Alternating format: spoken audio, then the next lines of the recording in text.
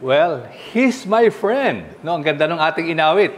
Quick survey, mga kapatid. Sino dito ang naaalala pa, o kaya hanggang ngayon, meron pang kahit paano connection or contact sa kanilang mga college friends? Yung mga naging best friend nyo. Sino yung hanggang ngayon, kaibigan nyo pa sila? Taas yung mga kamay nyo. College friends, ha? Wow. Okay. Sino naman yung hanggang ngayon, may contact pa sa high school friends? High school pa, pero hanggang ngayon, aba, marami, pati si Sister Girly, so ano na yan. Sabi nga, decadal na yan, hindi lang years ang pinag-uusapan. Well, sorry, but matanda pa ako kay Girly. Finally, sino yung hanggang ngayon, meron paling contact, yung kanilang elementary or even nursery school friends. Aba, mas marami pa yata, Okay, hanggang ngayon. Well, dyan makikita natin. Ito ba yung microphone? Sorry. Can you hear me dyan sa likod? Okay, so dyan makikita natin na napakahalaga at hanggang ngayon, yung mga kaibigan natin, kaibigan pa rin natin. Marami sa kanila, hindi naman siguro lahat. Pero hanggang ngayon, siguro may mga sweet memories tayo sa mga naging kaibigan natin, even from very young age. At ako nga, kami, senior citizen na. Pero hanggang ngayon, meron pa rin papaano kahit contact sa mga elementary friends, even high school friends. In fact, 1 week from now, darating yung best friend ko sa high school at makikita pa rin kami. And I'm sure marami sa inyo ito ang karanasan. In fact, somebody said, fake friends, sabi ng isang manunulat, fake friends are like shadows always near you at your brightest moment. Mga fake ito, friends. Hindi lang fake news, may fake friends din, But nowhere to be seen at your darkest hour. Andyan lang sila. Pag maliwanag, pag madilim na, wala na. True friends, in contrast, true friends are like stars. You don't always see them, but they are always there. Para mga stars. Di ba? Minsan, pag maliwanag ang gabi, o mga ilaw, di natin sila makita, pero palagi silang present. And the famous Christian writer C.S. Lewis once said, "Is any pleasure on earth as great as a circle of Christian friends?" O nga naman, ang laking blessing kung meron tayong mga kaibigan na mga mananampalataya mismo. Kaya yung ating first session ngayon, by design, ginawa ito ng ating mga organizers, na yung first part, we will talk about, of course, godly relationship in general, but mainly yung friendship, godly friendship. At mamaya, after lunch, Pastor Mara will tackle the next one, yung sabihin natin more friendship, more related to, yung interesado kayo about romantic friendship, Pastor? Okay, pero mamaya yon, kasi tama lang yung order. Pag inuna natin yon, wala nang interesado makinig mamaya. Okay? Kaya sinadya yan ni Pastor, na inuna muna ito para yung sabihin natin yung pinaka gusto nyo marinig, mamaya yan, after lunch. Okay, so ang ating text ay ating hahanguin sa 1 Samuel, chapter 18. Diyan tayo magsisimula. A very famous text or passage about Jonathan and David. About Jonathan and David. Yun yung maalala dito sa 1 Samuel, sa mga early chapters nito, chapter 16, diyan inanoint ni Samuel si David para maging sunod na hari. Pero ang hari ay si Haring Saul pa, yung tatay ni Jonathan. So si Jonathan was a prince. And then, dun sa chapter 16, after ma-anoint si David ron, in fact, naging musician siya sa court ni Saul. Pero dun sa chapter 17, dun siya talaga nakilala. Dito niya ginapi at pinatay yung giant si Goliath. At dun siya talaga sumikat. So yung babasahin natin, right after na magtagumpay siya over Goliath. At napansin talaga siyang mabuti ni Haring Saul. At dyan natin ipipick up yung kwento. So 1 Samuel 18, if you have your Bibles with you, pakibuksan lang sa 1 Samuel 18, verses 1 to 5. Ito yung ating magiging unang basihan ng ating pag-aaral. And just to give you a bird's eye view, siguro mga 1 hour-ish, yung ating first part. And after that, yung the rest of the time, hopefully Sister Heidi can join me here in front para magkaroon tayo ng open discussion about the topic, friendship. So, yun yung ating game plan for this 2 hours hanggang around 12, before lunch. Okay? So, but for now, simulan natin. 1 Samuel tayo, 18 verses 1 to 5. As soon as he finished speaking to Saul, the soul, yung kaluluwa na ngayon ito, of Jonathan was knit to the soul of David. And Jonathan loved him as his own soul. And Saul, this time the king, Saul, took him that day and would not let him return to his father's house. Then Jonathan made a covenant with David because he loved him as his own soul. And Jonathan stripped himself of the robe that was on him and gave it to David, and his armor, and even his sword, and his bow, and his belt. And David went out and was successful wherever Saul sent him, so that Saul set him over the men of war, and this was good in the sight of all the people, and also in the sight of Saul's servants. Bago tayo dumako sa ating pag-aaral, hilingin muna natin ang biyaya ng Panginoon. Mga kapatid, manalangin tayo. Our gracious Heavenly Father, tunay na one of your gifts sa inyo pong mga anak ay magkaroon ng mga kaibigan, ng mga banal at mga mananampalataya. At salamat sa oras na ito as we study this topic, kayo po ang sumama sa amin, nawa ang banal na Espiritu ang maging guro namin sa oras na ito para sa inyong kalawalhatian, sa pangalan po lamang ng aming Panginoong Jesus. Amen. Kilala ba niyo si Kobe Bryant? Okay, sounds familiar? Siguro sa mga kalalakihan. Yes na yes sila, Para sa mga kababaihan, baka hindi masyado, but Kobe Bryant, tinuturing na one of the greatest basketball players ever, who ever lived. And sadly, of course, namatay siya kahit a couple of years ago sa isang aksidente. Subalit si Kobe Bryant, minsan, ay in-interview ng isang mamahayag. At ang sabi ni Kobe Bryant, ang ganito. Sabi niya, I've been fortunate to play with the Los Angeles Lakers, one of the teams sa NBA, that's very successful. Sabi niya, where there in the Lakers, a lot of people like me. A lot of people like me. Actors, musicians, businessmen, obsessives, whatever that means. Now, sabi ni Kobe Bryant, do we have time to build great relationships? Do we have time to build great friendships? And his answer, no. No. Do we have time to socialize, to hang out aimlessly? No. Do we want to do that? No. We want to work. I enjoy working. So working, yes. Success, yes. Friendship, no. No. Wala siyang kaibigan, apparently, sa kanyang buhay. Bagamat napakasikat, napakapopular, maraming mga tao nakapalibot sa kanya, walang kaibigan pala. In fact, yan ang title. Sabi ni Kobe Bryant, the title of this interview says he doesn't have any real friends. So hanggang mamatay siya, apparently, wala siyang naging kaibigan, ang basketball player na ito. At alam nyo, tayo bilang mga tao, kinray tayo ng Panginoon para magkaroon ng mga karelasyon or mga kaibigan. Sinabi nga ng Panginoon, nung nilalang niya si Adan, it is not good for man to be alone. Of course, ang context nun, yung marriage at yung pag-create kay Eve. Pero makikita natin, may general principle doon na pinapakita, no man or woman is an island. Walang taong pwede mag-isa. We are built and created for community. That is why the Bible is so clear na mahalaga ang may mga kaibigan. Now, Proverbs 17, verse 17, a friend loves at all times, and a brother is born for adversity. A friend loves at all times.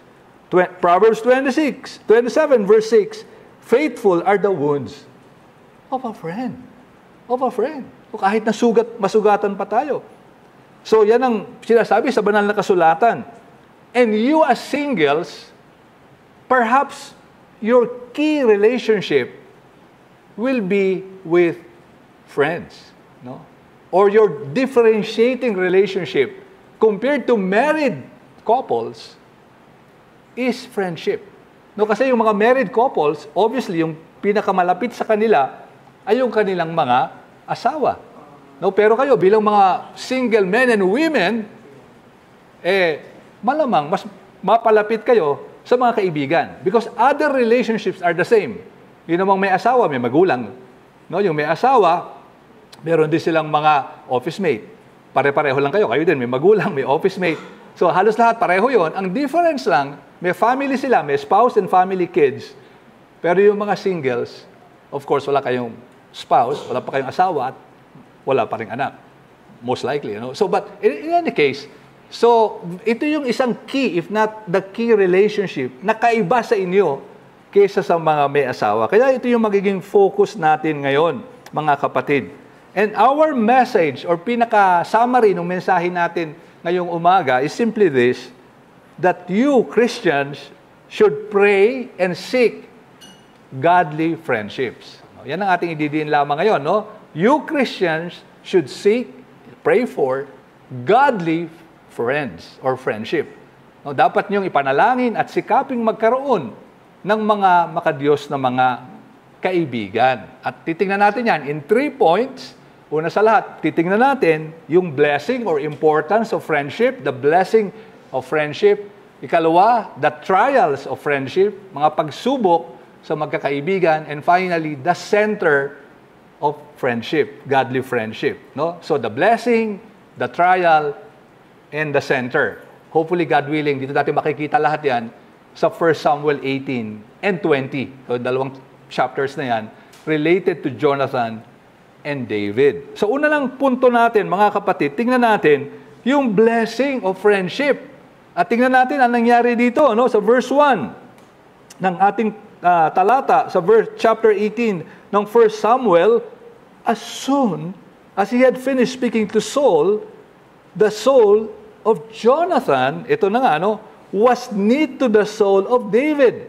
And Jonathan loved him as his own soul. Ang bigat nito, ano? Ng pag-ibig na pagkakaibigan na ito. Yung mga language na ginamit dito, parang mas iisipin natin, parang nasa romantic na tayo, no? But obviously, hindi ito romantic relationship, no? Dahil pareho silang lalaki. Now, sabi nga ng mga commentators, malamang same age si Jonathan at si David. No, malamang pareho sila ng edad. No, kaya siguro malapit sila, nagkalapit agad ang loob nila. Hindi lang yan, malamang si Jonathan, siyempre ay humanga kay David. Imagine, siya yung nag-challenge kay Goliath. Siguro nabalitaan niya yung lifestyle o yung buhay ni David as a godly man. At talagang maraming na-accomplish na kaagad, bata pa lang. Pero talagang may tapang na nagaling sa Panginoon. So na-attract talaga siya kay David. And therefore, they really love each other. Nagkaroon ng talagang pag-iibigan itong dalawang lalaki na ito. No, sabi nga ng mga, kahit nung unang panahon, naman, ay mahalaga ng pagkakaibigan. Sabi nga nung kasabihan, nung unang panahon, friendship produces an entire sameness. It is one soul in two bodies. And a friend is another self. No? It produces, sabi dito, one soul in two bodies. At parang ganoon ang nangyari sa kanila, no? He was knit to the soul of David. No, parang nagkaisa yung kaluluwa nila. No? What is closer than that? No, parang nagkaisa na sila bilang isang tao. Na again, parang ang lapit sa romantic between a man and a woman. Parang halos ganito, di ba? Yung unity na nangyayari sa mag-asawa. So ganun kalapit. Now, of course, we cannot be dogmatic about the issue of naligtas ba talaga si Jonathan? Siya ba'y tunay na mananampalataya? No, may nagsasabing no, pero meron din nagsasabing yes. And especially as you look at his life, very exemplary in so many ways. So I won't be surprised to see or meet Jonathan in heaven kung makarating tayo doon by the grace of God.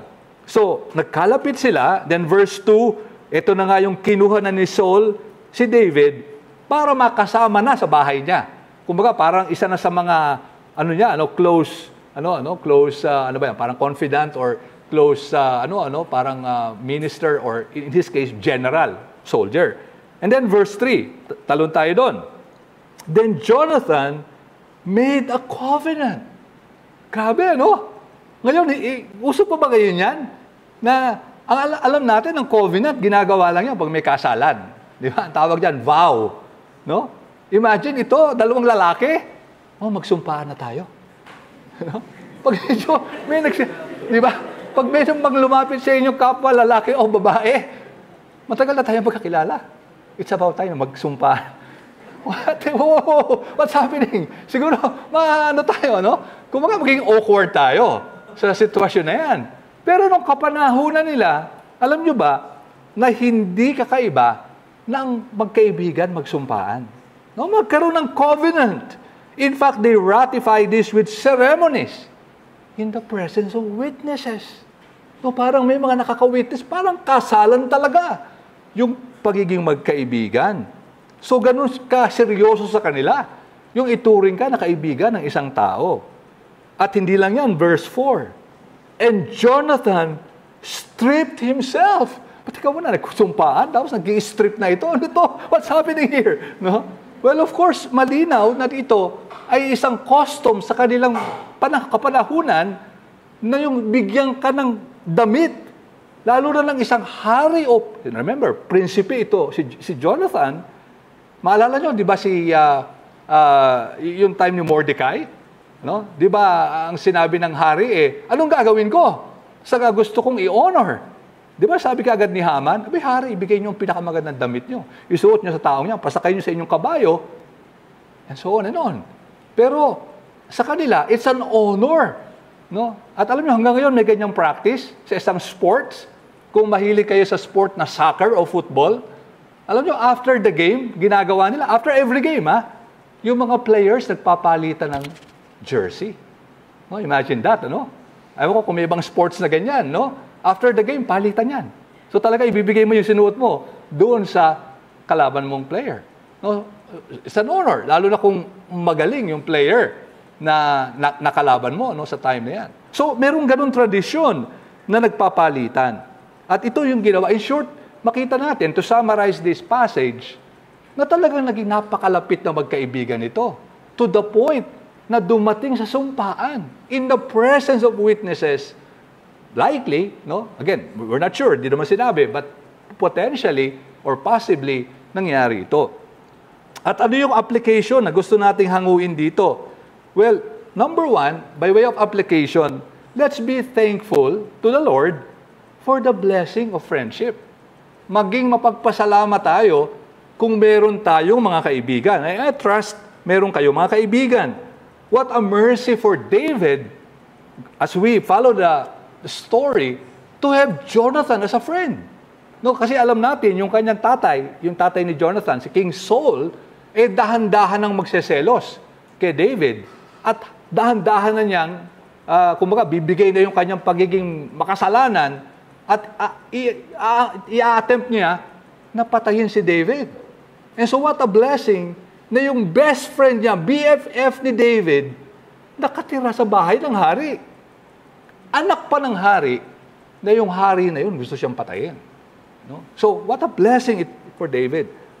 At ang nakakalungkot ngayon, of course, maraming mga, fake friends or false friends. Hindi na genuine friend, kagaya ni Jonathan kay David. Maraming ngayon na hindi tunay na mga kaibigan. Alam nyo, may na-publish na isang article, and I'm quoting this from Forbes magazine website, isa sa mga kinikilalang, as you may know, economic or financial magazine. Ang sabi ng article, 3 kinds of false friends that you must fire from your life. Kasi nga, for siguro mga managers, Forbes, parang financial magazine, kaya fire from your own life. 3 false friends. Ano yun? Number 1, energy vampires. Ano yun? Some people just wear you out. Energy vampire. Parang sinasak yung energy out of your life. Sabi niya, so they wear you out. You feel more tired and stressed, less vital after interacting with them. Hindi raw tunay na kaibigan. Yung after maka-interact mo sila, mas pagod ka. No? Sa halip na re-energize ka, again, opposite, yung true friend is someone who, encourages you and gives you energy. Okay? Isa pa, I, me, mine. Yun daw kaibigan na I, me, mine. Now, as from those words, ito yung mga kapatid o mga kaibigan na pakabig palagi. No? I, me, mine. Palagi ang kwento tungkol sa sarili. Palagi yung interest niya ang nananaig at hindi yung ating interest. No? So, palaging pakabig ang tao na ito. And then, lastly, liars. Sinungaling. No, if someone is consistently unreliable, sabi ng article, or tells you things that aren't true, ayan, liars are the worst. Worst friends, ibig sabihin ng article. So pag may halata kang merong duplicity, merong deception from that person, mag-isip na tayo kung gusto pa nating ituloy ang pagkakaibigan sa tao na ito. But let's thank God for Christian friends, for true friends. Maging mapagpasalamat nawa tayo. Ano ang sabi ng salita ng Diyos? Proverbs 18:24, a man of many companions may come to ruin, but there is a friend who sticks closer than a brother. Alam niyo yan, narinig niyo na for sure, no? A friend who sticks closer than a brother. Blessing ito. Proverbs 27, verse 17, another famous verse. Iron sharpens iron, and one man sharpens another. It's a blessing. No, na meron ka kaibigan na mahigit pang malapit pa kaysa kapatid. Kaibigan na parang bakal sa bakal na ang ginagawa sa iyo ay lalong nag-i-improve ang iyong pagkakristyano, ang iyong kabanalan, ang iyong kaalaman. Kasi para kang inahasa sa pagkakaibigan nyo. Yan ang ating hinahanap ng mga kaibigan. And even in the New Testament, it's very interesting, at marami siguro hindi nakakapansin dito, sa 3 John, yung huling sulat ni Juan, doon sa tatlong sulat niya, sa 3 John 15, ang sabi doon, sa parang parting words, kaya parang siguro maraming hindi nakakapansin, sabi ni John, peace be with you, the friends. Napansin niyo ba yun? The friends greet you. Yung kanya sinusulatan, no? Greet the friends, each by name. The friends here greet you. Now, the friends there, our friends, my friends, greet them one by one. And so, sabi ng mga commentators, probably mga private friends ito mismo ni John at ni Gaius na kanilang mga naging talagang malapit sa kanila. So may mga kaibigan, mismo si Juan. So they are God's gifts. Kaloob sila ng Panginoon sa atin. And therefore, pasalamat tayo kung meron tayong mga kaibigan. But then, kung kulang pa o baka wala, o kulang, wag naman sanang wala, ang second application natin, be a friend to others. Be a friend to others. Try to be a friend to others. It takes effort to befriend others. Hindi ito automatically magkakaroon tayong kaibigan. Merong effort na kailangan. Subalit yung mga iba, baka merong masamang experience. Pastor, nagkaroon ko ng kaibigan dati. Yung kaibigan ko na yon, hindi ako ginawa na ko ng di maganda, masama yung ginawa. Kaya dahil doon, ayaw nang magkaroon ng kaibigan. Sana naman hindi ganoon ang ating iniisip. Kung gusto natin magkaroon ng kaibigan, kailangan tayo maging mapagkaibigan. No? At ano ba yung hinahanap natin na maging ganun tayo? At sana ganun din sila sa atin. No, again, merong isang article na nagsulat, do you know who your real friends are? Kilala mo ba yung talagang kaibigan mo? Okay? And by implication, ikaw ba ay ganito rin ang gusto mong mangyari? Anong unang tanda? Unang tanda, sabi nitong article na ito, you know embarrassing things about each other. Meron kayong alam sa isa't isa na nakakahiya, pero kayo lang nakakaalam. Okay? That means tunay mong kaibigan yon, no? Kung meron kayong alam na siguro pag nalaman ng iba nakakahiya, pero sa inyong dalawa hindi kayo nahihiya. Magkaibigan kasi kayo. No? In other words, sabi ng article, you disclose yourself. You make yourself more vulnerable. No, dahil alam niya, yung parang sikreto mo. No? Pero hindi niya pinagkakalat. Kayo lang may alam. No? So you are open enough to that person. Yun ang ibig sabihin. Ikalawa, you can call on each other without scheduling a conversation. No? Pwede mo siya tawagan anytime without saying na, Brad, or sis, or hi, can we meet at 4 o'clock? Can I talk to you at 4 o'clock or whenever you're free? No? Kung talagang kaibigan mo siya, you can just lift the phone and call him or her. Of course, kung talagang may kailangan ka. And then, ikatlo, you never discuss the weather. Hindi nyo palaging pinag-uusapan yung panahon. But you immediately dive deep doon sa mga concerns nyo. Pag nakita kayo sa church pag Sunday, Brad, kumusta ng panahon? No? Mainit. Ano? Pag teka. Hindi ko ito ganun kakaibigan. Pero pag nakita mo siya, grabe naman, brother, sister, no? Ang grabe nangyari sa akin sa office. Ito, I really felt so down. And hanggang ngayon, I can hardly pray. So, kaibigan mo talaga yon, no? Dahil kitang-kita mo na talagang willing ka at siya rin na kung ano yung nagbabother talaga sa kanya, willing siya i-share sa iyo kaagad. No, wala nang preamble, wala nang mga pasakali because he or she knows that you will understand. Ganon din, kasama dyan, you help each other without keeping a score, sabi ng article. Nagtutulungan kayo na hindi naglilistahan. No? Ako ngayon tumulong. Next time, dapat siya. Okay? But teka muna, dalawa na ako. Wala pa siya, 0. Medyo, so, dapat walang ganon. And you have meaningful experiences together. No, meron kayong mga pinagsamahan ng mga karanasan na meaningful sa inyo. And finally, at ito mahalaga, you give critical feedback that you may not want to hear, but you need to hear. No? Handa kayo magbigay ng critical feedback. No, kaibigan, halika muna, parang medyo napansin ko, ganito nangyayari sa'yo. Ano ba nangyayari? What's happening? Bakit parang may ganito? So handa kang makatanggap, kahit medyo ayaw mo, pero alam mo na wala siyang masamang intensyon sa kanya sinasabi. Kaya sinabi ni Ralph Waldo Emerson ng ganito, the only way to have a friend is to be one. So kung gusto niyo maging magkakaibigan, maging kaibigan kayo sa iba. And so kung blessing talaga ito, as we have seen in the life of David and Jonathan, sana talagang maghanap tayo. Let's really try to be a friend para magkaroon tayo ng maraming, hindi lang isa, na mga kaibigan.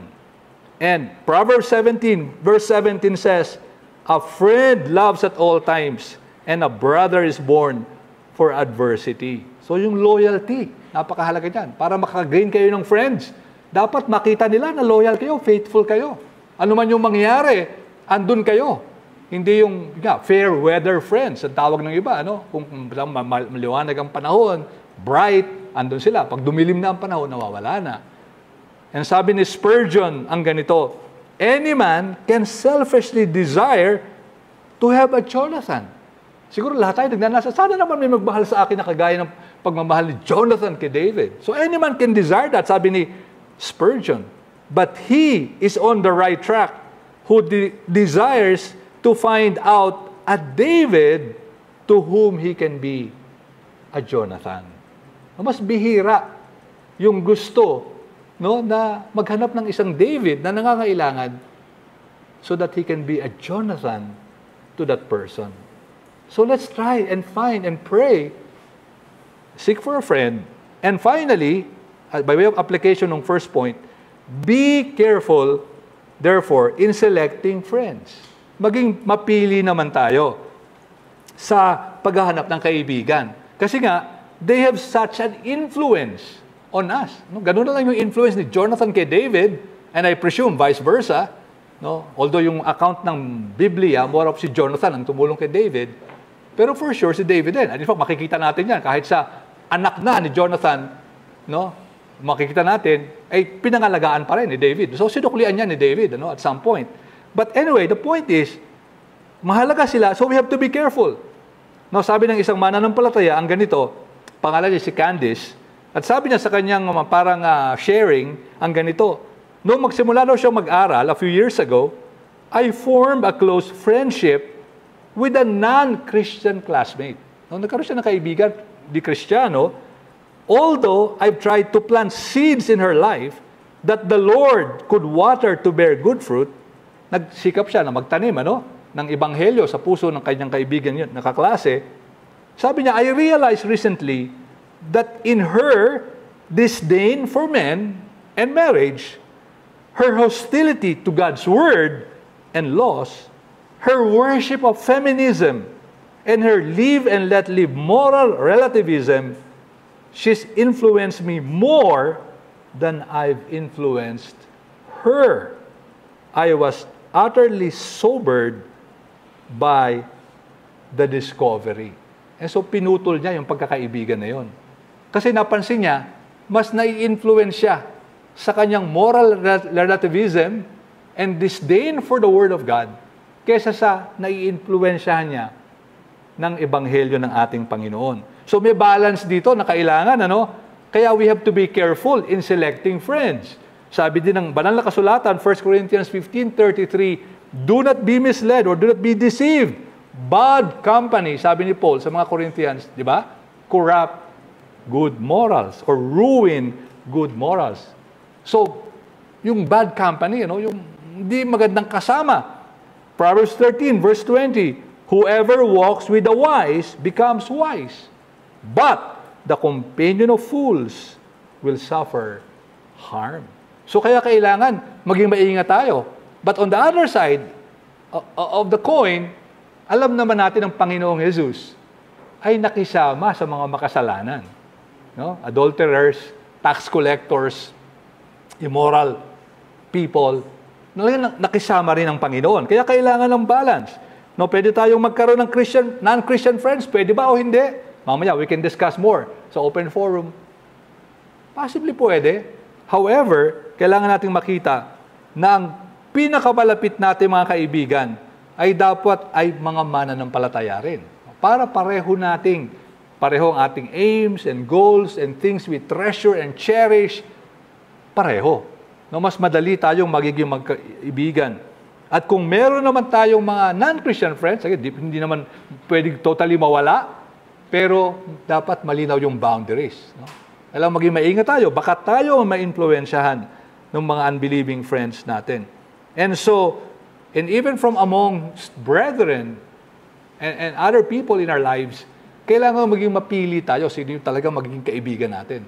Dahil nga sa yung influence nila, pwedeng maging napakalaki sa atin. So, yun ang ating unang punto, mga kapatid, nakakababatang kapatid na lalaki at babae, the blessing of Christian friendship. Makita natin dyan. Now, ikalawang point, tingnan natin naman, not only the blessing, but the trials of friendship. All relationships will undergo trials.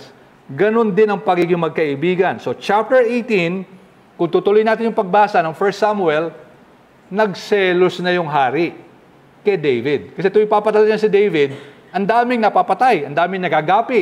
Siya yung pinakamagaling niyang general at sundalo, kaya inaawit na ng mga tao. Si Saul nakapatay ng 1,000, si David 10,000. Aba, sabi nung hari, iba na to ha? Mas mahal na nila si David kaysa akin.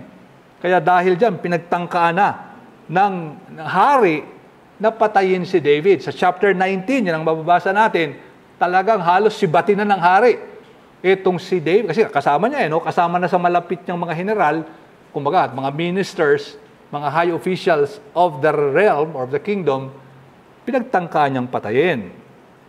Ngayon, ang nangyari ay dahil nga, alam niya, papatayin siya ng hari, nagtago si David. Di ba? Pumunta siya doon kay Prophet Samuel, doon sa stronghold ng mga priests, mga prophets, yung school of prophets. Doon siya nagtago, for a while. And then later, bumalik siya doon sa Gibeah para kausapin si Jonathan. At i-share niya itong nangyayaring ito. Now, saan natin makikita ngayon yan? Sa chapter 20. Talon tayo sa chapter 20, Diyan natin makikita kung paano ito sila nag-usap bilang magkaibigan at ang essential message ni David kay Jonathan, yung tatay mo gusto ko patayin. Yan lang yung pinaka-basic. Hindi makapaniwala si Jonathan. Kasi doon sa chapter 19, sumumpa na si Haring Saul kay Jonathan, sa anak niya, na hindi niya napapatayin si David. Kasi nabalitaan ni Jonathan na gusto talagang patayin ng tatay niya si David. So, kinonfront niya yung tatay niya. Tawag niya, daddy or king or mahal na hari, maghunos dili kayo. Huwag niyong patayin. Walang ginawang kasama nitong taong ito. Nakako naman yung hari. So, kaya akala ni Jonathan, kumbaga, solved na. Wala nang problema. So, tingnan natin sa chapter 20 ngayon na nangyari. Chapter 20, verses 1 and following, ito na nangyari. Then David fled from Naioth, or I don't know how to pronounce it, sorry, in Ramah, and came and said before Jonathan, "What have I done? What is my guilt? And what is my sin before your father that he seeks my life?" Jonathan, ano nangyari? Akala ko okay na. Bakit hanggang ngayon gusto pa akong patayin ng tatay mo? Verse 2, and he said to him, Jonathan said to David, "Far from it." Ito ba na-shock siya, no? Imagine, best friend mo yan. Gustong patayin ng tatay mo. Far from it. You shall not die. Hindi ka mamamatay. Behold, my father does nothing either great or small without disclosing it to me. And why should my father hide this from me? It is not so. So, pansinin nyo, may tension, no? Bilang magkaibigan, matindi ito. Can you imagine that? Na yung best friend mo, yung tatay ng best friend mo, gusto kong patayin. Tapos sinabi mo sa best friend mo, yung tatay mo, gusto kong saksakin. Siyempre, kung ikaw yung mahal mo yung tatay mo, siyempre. Tapos tingin mo yung tatay mo, nagtitiwala rin sa'yo. Hindi ka makapaniwala. No? So, matinding tension ito. Essentially, pinagbintangan niya yung ni David, yung tatay ni Jonathan, ng matinding kasalanan at krimen. Kaya verse 3, but David vowed again, saying, "Your father knows well that I have found favor in your eyes." Alam na ng tatay mo, magkaibigan tayo. Hindi naman sekreto yan. And he thinks, "Do not let Jonathan know this, lest he be grieved." Huwag niyong pagsasabi ito. Planong ito, napatayin si David. Malulungkot si Jonathan. But truly, sabi ni David, as the Lord lives, yan, sumumpa na talaga siya, no? And as your soul lives, there is but a step between me and death. No? Isang hakbang na lang, pwede na akong mamatay. Then Jonathan said to David, "Whatever you say, I will do." At di ba, dito na nga nila pinlano, yung plano na magkakaroon ng piging or feast. At sa feast na yan, ay, yung mga malalapit sa hari, andyan, nakaupo lahat. Si David mawawala doon. Sabi ni David kay Jonathan, sabihin mo sa tatay mo, pinayagan mo ako na pumunta doon sa Bethlehem para gawin yung gusto kong gawin doon. Tingnan mo kung anong reaction niya. Pag okay lang, then ang gagawin natin, eto, papana ka ng so a day or few days from now, mapapana kang ganun. Pag sinabi mo sa iyong tigapulot ng pana, sige, or andyan lang sa tabi mo yung pana. That means, okay lang yung tatay mo, wala talagang masamang iniisip sa akin. Lalabas na ako. Pero pag sinabi mo doon sa tigapulot ng pana na pinana mo, layo pa ng konti, andun yung pinana, yung palaso, tatakas na ako. That means, masama talagang intensyon ng tatay mo sa akin. So, ganun na nangyari. Di ba? Nagkaroon ng feasting. Nung unang araw, hinanap si David. Sabi ni Jonathan, wala po. Nagpunta doon sa kanyang mga kamag-anak. Okay lang. The following day, eto na naman. Wala pa rin. Several days yung feasting. Nagalit na si Saul, nakahalata na. At galit na galit si Saul sa kanyang anak mismo na kanyang pinagtakpan mismo itong kanyang kaibigan si David. Sa verse 16 natin i-pick up yung kwento. Verse 16, ang sabi niya, nung nagkaano na sila, kumbaga, nag-usap na sila, verse 16, nagkita na sila after that feasting, so nangyari yung pana, etc., natupad yung lahat. Then, nung mag-usap sila, ang sabi, and Jonathan made a covenant na naman with the house of David, saying, "May the Lord take vengeance on David's enemies." Now, ang bigat nun. Sino ba yung kaaway ni David? Di ba mismong tatay niya? No? But may the Lord take vengeance on David's enemies. And Jonathan made David swear again by his love for him, for he loved him as he loved his own soul. No? So yung pag-ibig niya, hindi nagbago. Kahit yung tatay na niya, ang kaaway. Di ba may kasabihan, blood is thicker than water? Now, in this case, friendship is even thicker than blood. No? Sa kanilang pagiging magkaibigan. And then, in verses 41 to 42, sa dulo na tayo, for lack of time, mag-jump na tayo. Ano nangyari sa pinakahuli? Now, as soon as the boy had gone, natapos na yung, yung kwento ng pana, David rose from beside the stone heap, nagtatago kasi siya doon, and fell on his face to the ground, and bowed 3 times. Kay Jonathan, apparently, and they kissed one another, and wept with one another, David weeping the most.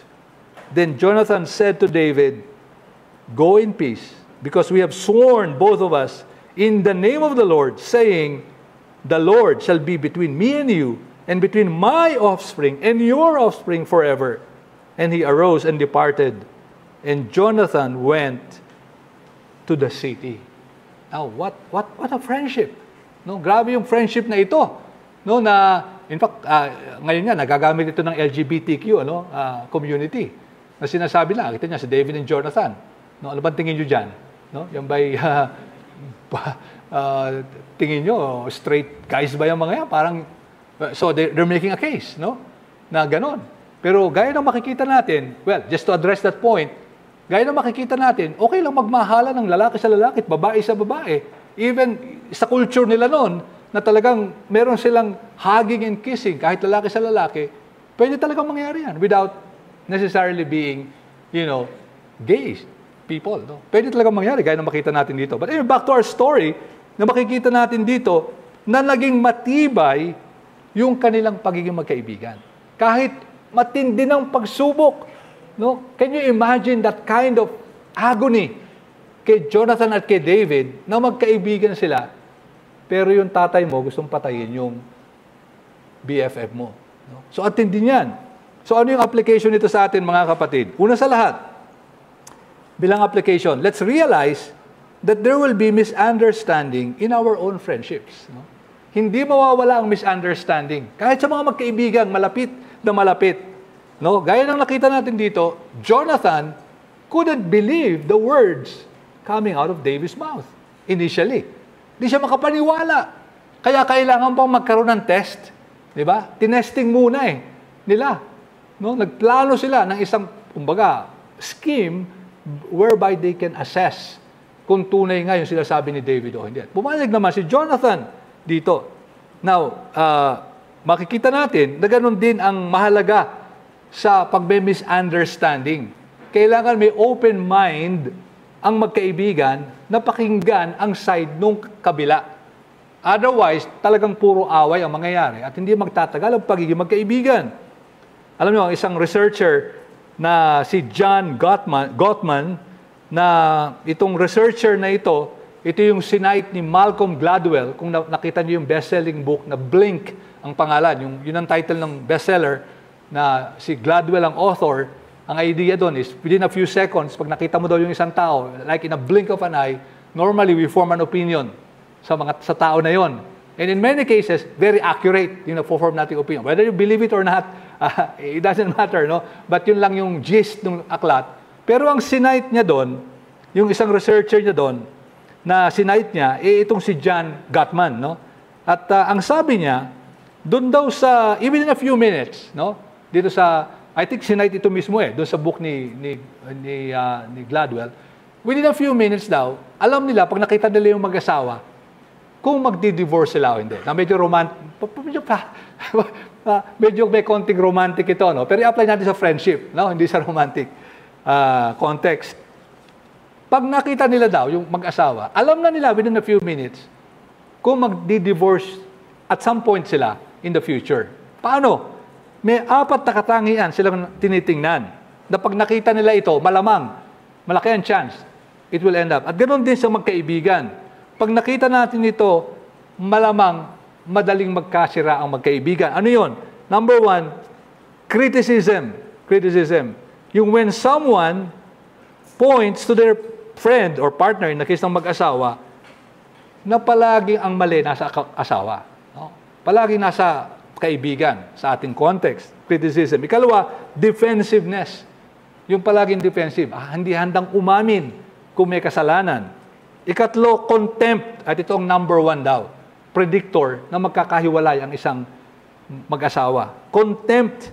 That is the number 1 predictor. Contempt is acting like you're the better person than him or her. No, yung parang ang pagtingin mo sa isang tao mababa.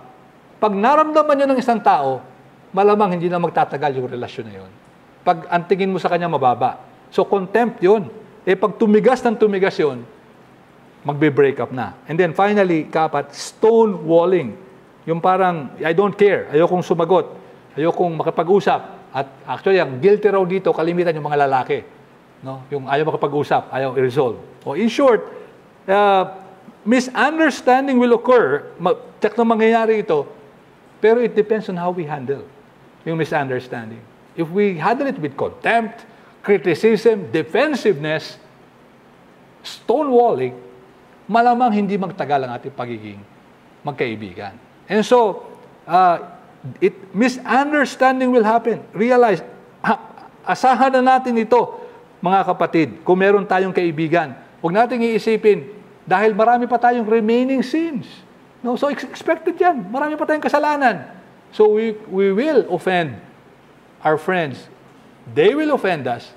Nasa atin yun kung magtatagal pa yung ating pagiging magkaibigan. We must be ready to forgive. Therefore, kung ito ay mangyari, kailangan handa tayo na humingi ng tawad at magpatawad. Ang sabi ng banal na kasulatan, Colossians 3:12-13, as God's chosen people, holy and dearly beloved, di ba? Sabi ni Paul sa mga taga-Colossae, put on, or inyong ilagay, inyong isuot. Ang sabi niya, ang holy or compassionate hearts, kindness, humility, meekness, and patience, bearing with one another, and if one has a complaint against another, forgiving each other as the Lord has forgiven you. So you also must forgive. Mahalaga yung magpatawaran. No? Be compassionate, humble, kind towards one another, but especially for bearing with each other. And if there's any offense, any grudge, any sin, be ready to forgive. So napakahalaga dito nung communication. Good communication. Si David and Jonathan, nung may problema, anong ginawa ni David? Kahit nagtatago siya, lumabas siya doon sa pinagtataguan niya. No, kasi actually, hindi siya ma-reach doon ni Saul. No? Tuwing papadala ni Saul, talagang naapektuhan ng, siguro, the Holy Spirit working doon sa lugar na yun. Nagpa-prophesy bigla. Kahit si Saul, nung pumunta ron, nag-prophesy. No? Hindi nila, talagang stronghold ng mga propeta yon. Pero umalis siya doon. Nakipag-usap siya kay Jonathan. And good communication is so important. Kaya yan ang makikita natin paulit-ulit sa ano-ano ba yung good communication. Well, sabi ng isang article, pay attention and listen while the partner is speaking. Listen to understand. Validate yung thoughts of the partner. Ask questions. Mga basic ito. Kahit di man nanampalataya, alam itong mga bagay na ito. But we need to learn to communicate to a person to resolve yung mga issues. And so, realize that misunderstanding will happen. And then secondly, by way of application pa rin, sa ating second point, remember your covenant with one another pag dumating na ang mga pagsubok sa friendship. Remember your covenant. Well, ginamit natin yan loosely. Wala naman tayong covenant, kagaya ni David and Jonathan. Pero kay David and kay Jonathan, pansinin muna natin, napakahalaga ng kasunduan. Nakita na natin yan, Chapter 18, nangyari yan. Pero dito sa chapter 20, nung sila ay nag-uusap, pinaplano yung gagawin nila, tapos nag-uusap sila afterwards. Verse 8, therefore deal kindly with your servant, for you have brought your servant into a covenant of the Lord with you. Servant si David yun, kausap si Jonathan, the prince, Prince Jonathan, gumagalang pa rin si David, kahit na magkaibigan sila, dahil prinsipe yung kausap niya. Sabi niya, you have brought your servant into a covenant of the Lord with you. Sabi niya. And then, in verse 16, nirenew pa nila yung covenant. Kahit na matindi na, gusto nang patayin ng tatay niya si David. Ang sabi sa verse 16, and Jonathan made a covenant with the house of David. Yung buong sambahayan, kumbaga, yung mga angkan nila, parang pinagtugma o pinagkaisahan nila. Sa verse 16 yon. And then, nung maghihiwalay na sila, verse 42, then Jonathan said to David, go in peace, because, why? Because we have sworn, both of us, in the name of the Lord. We have sworn. May kasunduan tayo. May covenant tayo na magkaibigan tayo. Because of that, go in peace. The Lord shall be between me and you, and between my offspring and your offspring forever. And finally, in 1 Samuel 23, alam niyo ba mga kapatid, bumalik na naman yung covenant at nirenew na naman ng magkaibigan na ito. 1 Samuel 23 na ito. And the last time na magkita sila, if I'm not mistaken, bago mamatay si Jonathan, nagkita pa ang magkaibigan. David saw Saul. That Saul pala had come out to seek his life. Tuloy-tuloy pa rin. Gusto siyang patayin ni Saul. David was in the wilderness of Ziph and Horesh. And Jonathan, Saul's son, rose and went to David. Pinuntahan pa niya. Kahit na gustong patayin pa rin ng tatay niya. Kaaway na mortal ng tatay na pinuntahan niya. And strengthened his hand. Pinalakas pa niya. In-encourage si David, verse 18 naman, and the two of them made a covenant before the Lord. David remained, but they made a covenant. Nagkasundo na naman sila. Na-renew na naman yung vows nila. At alam mo, yung mga relations go sour, pag medyo nakakagalit, kaya napakaganda ng friendship nila, may covenant, Biro mo yun, may covenant, magkaibigan. Siguro kung may covenant din ang mga magkaibigan ngayon, hindi madaling magkasira. Kasi may papeles ka ito, nagsumpaan tayo. Pwede mo pang ipasa sa anak mo yan. Yung tatay niya, kaibigan ko yan. Ito, may sumpaan kami. Pwede mo ipasa-pasa, para malaman ng mga anak natin, ng mga magkakaibigan ng mga pamilya natin. Siguro sa kanila, ganun kahalaga. Pero, alam nyo, may covenant din tayo. Sa inyo ba mga churches, may covenant kayo? Na binabasa nyo? At least sa amin church, baka ganun din sa inyo, bago kami mag-Lord's Supper, binabasa namin yan. Ano nakalagay doon? At yung sa amin at least, baka sa inyo meron din ganitong version. We further engage to watch over one another in brotherly love, to remember one another in prayer, to aid one another in sickness and distress, to cultivate Christian sympathy in feeling and courtesy of speech, to be slow to take offense, but always ready for reconciliation and mindful of the rules of our Savior, to seek it without delay. Now, ang ganda nito, kahit sa magkaibigan, kung gagawin natin ito, what sweet friendship we will have. Kung itong covenant na ito ay ating gagawin din. And so we should be faithful to our friends, mga kapatid, remembering that there's at least a covenant, some covenant, tayong pinanghahawakan. Di man kagaya ni Jonathan and David, yet we have a church covenant na essentially sinasabi rin yung mga bagay na makikita natin sa kanila. Kaya sabi nga sa Proverbs 17:17, na nabanggitan natin kanina, a friend loves at all times. So kung faithful tayo sa kaibigan natin, faithful tayo sa sinumpaan natin, hindi man kagaya nun sa kanila, pero at least meron tayong parang agreement na magkaibigan tayo, what a beautiful friendship it will be. Magkakaroon kayo at magiging malapit kayo, and you will survive yung mga trials that will surely come. And one of the worst things na ma-experience nyo, I'm sure na-experience na siguro nating lahat, yung magkasira tayo ng kaibigan natin. Di ba napakasakit yan? Lalo na yung friends na kaibigan natin, ang mga friends na mismo, halimbawa, kapwa natin mananampalataya. Kahit sa mga mananampalataya, nangyayari yan. Dati magkaibigan, nagkakasira ang pagiging magkaibigan. Di ba napakalungkot nun na naranasan natin? I'm sure kayo naranasan nyo rin yan. Na isa siguro sa mga nag-grieve ng todo sa inyo ay yung nakaranas kayo magkasira ang magkaibigan. So be faithful because of your vow. And then finally and lastly, last na ito, bago tayo mag-open forum, So nakita natin, the blessing of friendship, the trials of friendship, but now, the center of godly friendship. Nasaan yung gitna? Sino talaga yung nasa gitna nito? And I'm sure alam niyo ang sagot. The first priority, of course, is God, is the Lord. At makikita ba natin yan sa buhay ni David Jonathan? Well, when we look at their covenants, yung kanilang pagkakasunduan, just notice the many times they invoke the very name of God. No? Pakinggan natin. How many times they invoke the very name of Yahweh. So yung sumpaan nila, hindi lang ito parang private sa kanilang dalawa. Pero they recognize that they're doing this in the very presence of Yahweh. Verse 16, and Jonathan made a covenant with the house of David, saying, may the Lord, yan, ginamit, may the Lord, may Yahweh, take vengeance on David's enemies.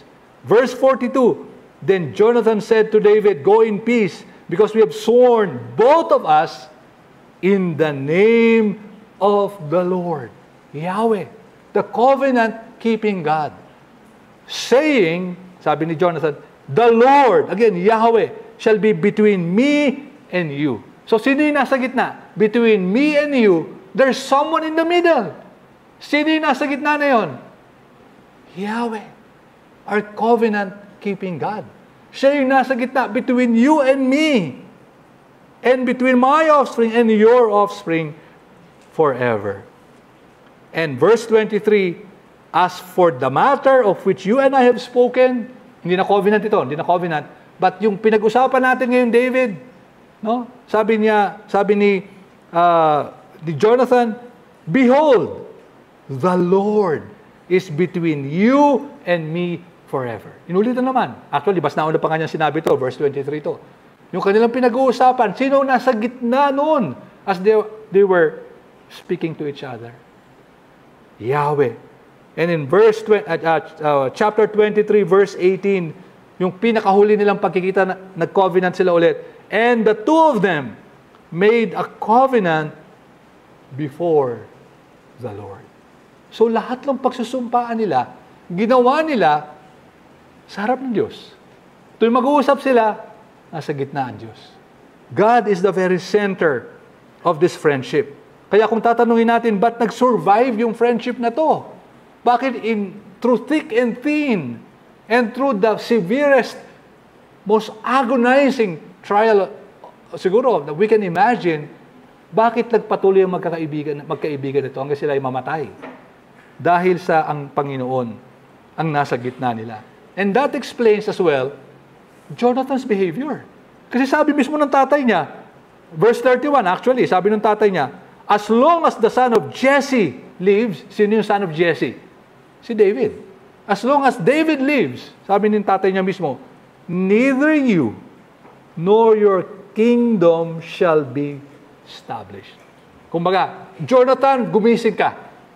Kung yung anak na yan ni Jesse, hindi ba lang matawag na David no? Tinawag na lang na anak ni Jesse, hindi ka magkakaroon ng kaharian.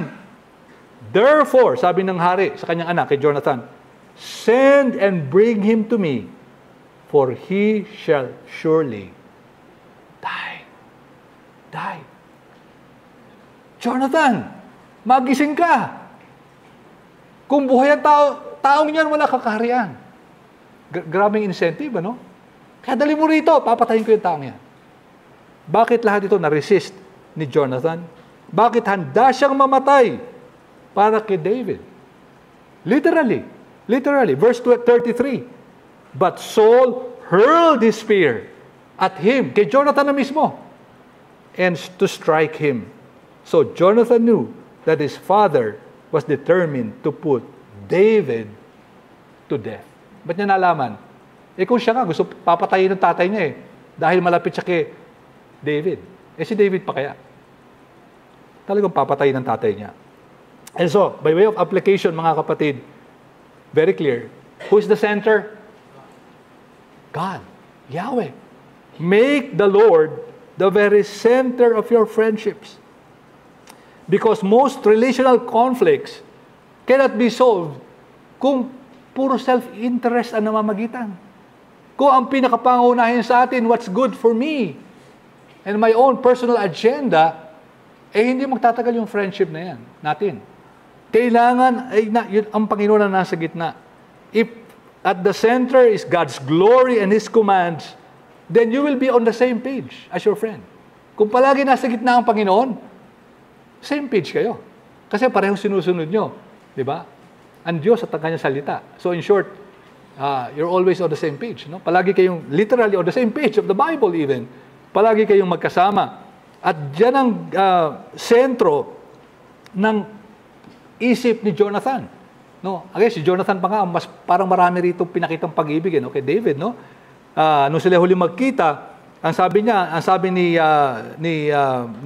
Jonathan kay David, verse 17 ng chapter 23, and he said to him, to David, do not fear, for the hand of Saul my father. No, yung tatay ko mismo, his hand shall not find you, David. You shall be king over Israel. Grabe yun. Di para niya sinabi, hindi ako magiging hari. Ang inaasahan ng lahat, siyempre yung anak ang magmamana. Nung panahon na yun, walang democracy, no? Kung sino yung anak ng hari, yun ang magiging hari. You shall be king, and I shall be next to you. Now, sadly, hindi nangyari yun. Dahil namatay agad si Jonathan. Saul, my father, also knows this. Alam din ng tatay ko ito na hanggat buhay ka, hindi ako maghahari. And therefore, I know, ikaw maghahari, hindi ako.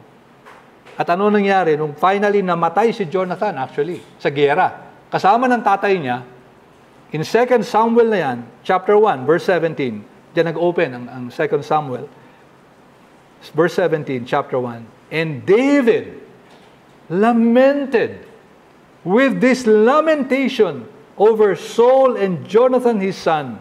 At ang sabi ni David, verse 25, how the mighty have fallen in the midst of battle. Jonathan lies slain on your high places.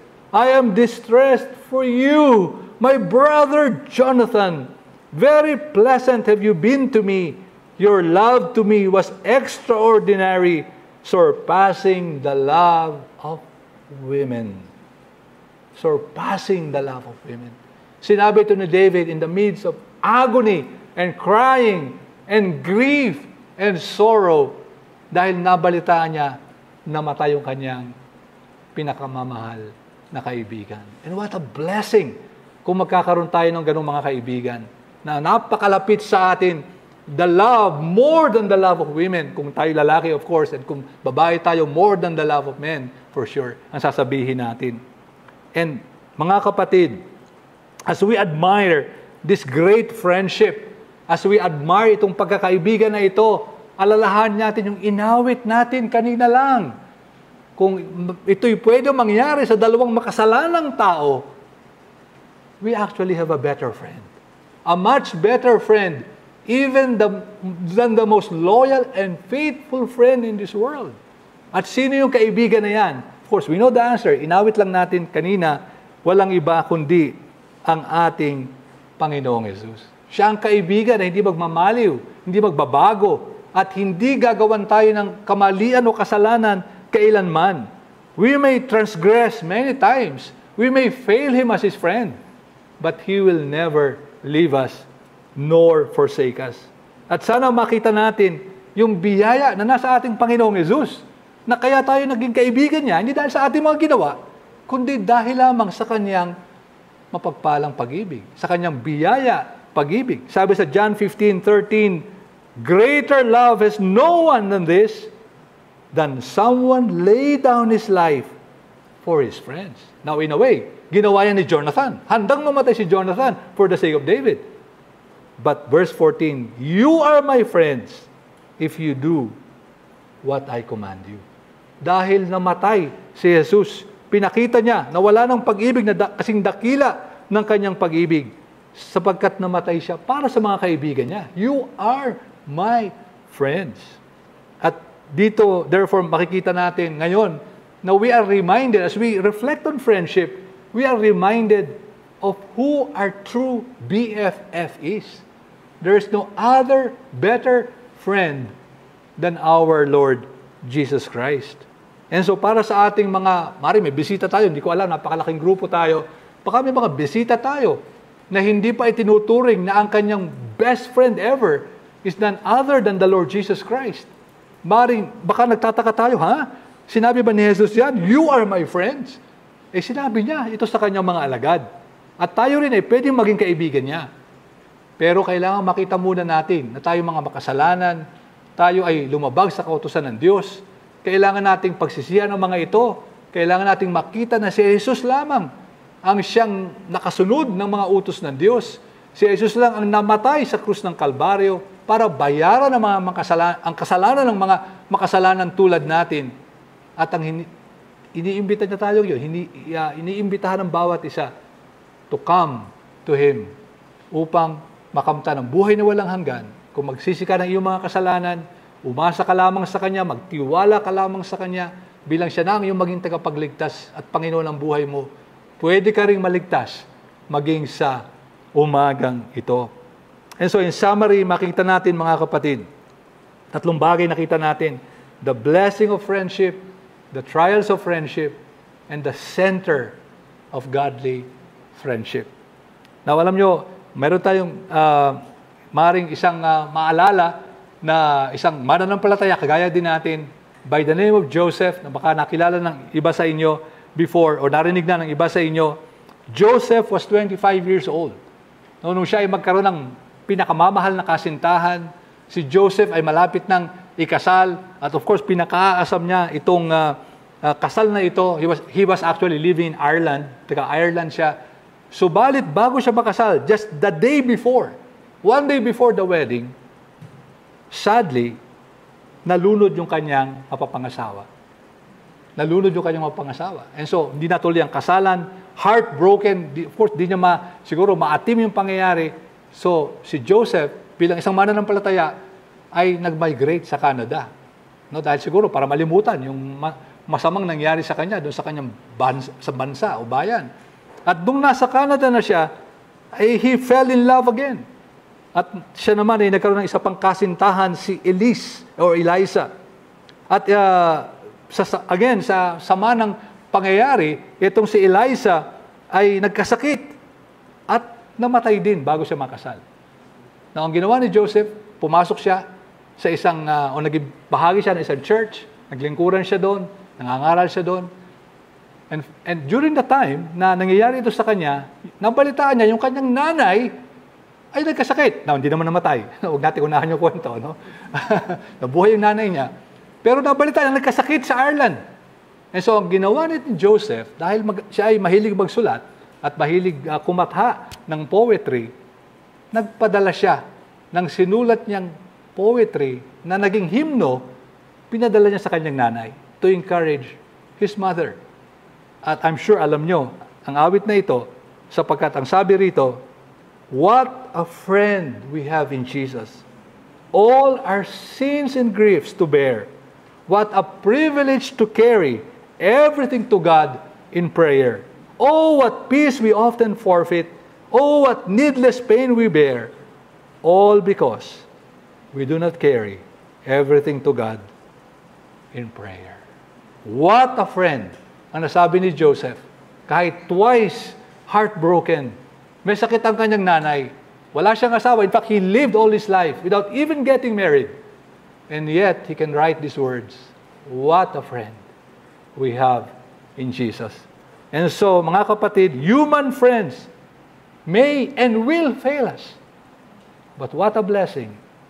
We have a friend in Jesus who will never fail us, who said himself, I will never leave you nor forsake you. Siya ang tunay nating kaibigan at sa kanya tayo umaasa na magpapatuloy tayo sa mundo na ito, maglilingkod sa kanya at God willing, makikita natin siya ng harapan. We will see our very friend in heaven and there we will worship Him, honor Him, and give glory to Him. Tayo magwakas sa panalangin, mga kapatid. O Panginoon namin Diyos, tunay nga, napakalaking blessing na magkaroon ng isang kaibigan At ito po ay isa sa mga ginagamit nyo na paraan ng kaligtasan o ng paraan ng biyaya, the means of grace, sa aming mga buhay upang hindi kami maligaw na landas, kundi lalo kaming mapalapit sa inyo. Ganon din, Panginoon, salamat sa pagpapaalala na meron talaga mga trials, even ng friendship. At walang perfect friendship on earth. Kaya maaaring kami magkasala o kayo mapagkasalahan. At tulungan nyo kami na maging mapagpatawad, mapangunawa sa aming mga kaibigan. And lastly, Lord, thank you for reminding us na ang true center ng isang Kristiyanong pagkakaibigan ay walang iba kundi kayo, the very triune God, our Father, our Savior, and the Holy Spirit in us. At sana, Panginoon, ito pong aming nasahin sa aming mga relationship na palaging kayo ang maging nasa gitna, always remembering what a friend we have in Jesus. At sa kanyang matamis na pangalan, ito po ang aming mga samo at dalangin. Amen.